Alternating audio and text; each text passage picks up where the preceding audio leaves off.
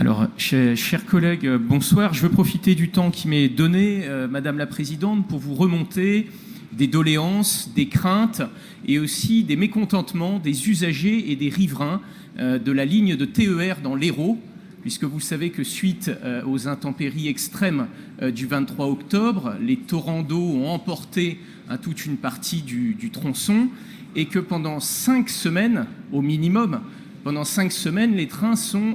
interrompus et sur l'ensemble du département, ça va toucher notamment ma commune Frontignan, mais aussi les Montpelliérains, ça va aussi gêner sur l'ensemble du département de l'Hérault et au-delà. Alors, l'événement, certes, était extrême et les conséquences doivent être gérées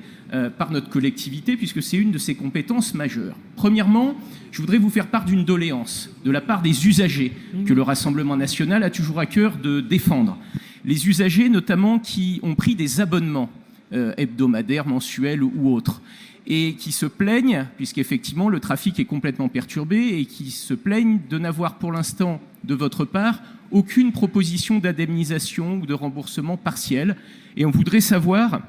ce que vous avez prévu pour les milliers d'abonnés qui vivent des galères. Alors ça, on ne peut pas les régler évidemment du jour au lendemain, mais un geste financier serait pour eux franchement le bienvenu. Deuxième élément, je voudrais vous faire part d'une crainte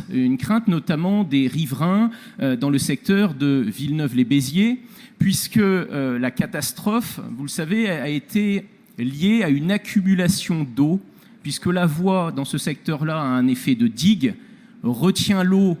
jusqu'à un certain stade, et quand la pression est trop forte, la digue, qui n'en est pas une en l'occurrence, qui est surtout une voie ferrée, cède brutalement, et là ça fait un torrent d'eau de 1 mètre ou 1,50 m,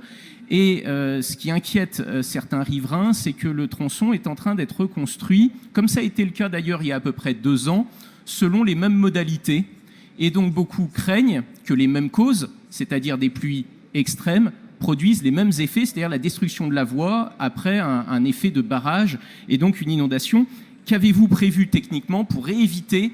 qu'un tel scénario ne se produise, puisqu'il faut prévoir les choses. Et le dernier élément, je vais très vite, c'est concernant les bus de substitution dont vous avez parlé. Ces bus de substitution ont des horaires qui ne sont pas adaptés aux gens qui travaillent tôt ou un tout petit peu tard. Alors, ce n'est pas des horaires de nuit, mais les gens qui embauchent à 8 heures, je pense aux scolaires notamment, et énormément de gens, ne peuvent pas se rendre sur Béziers avec ces navettes, parce qu'en arrivant à 7h51, il suffit qu'il y ait quelques minutes de retard, ce qui est souvent le cas avec les cars, ils ne peuvent pas. Et même chose le soir, la dernière navette à 17h48 fait que toutes les personnes qui travaillent jusqu'à 18h ne peuvent pas prendre ces navettes, et croyez-moi, ça génère du mécontentement, et je voulais savoir si vous aviez prévu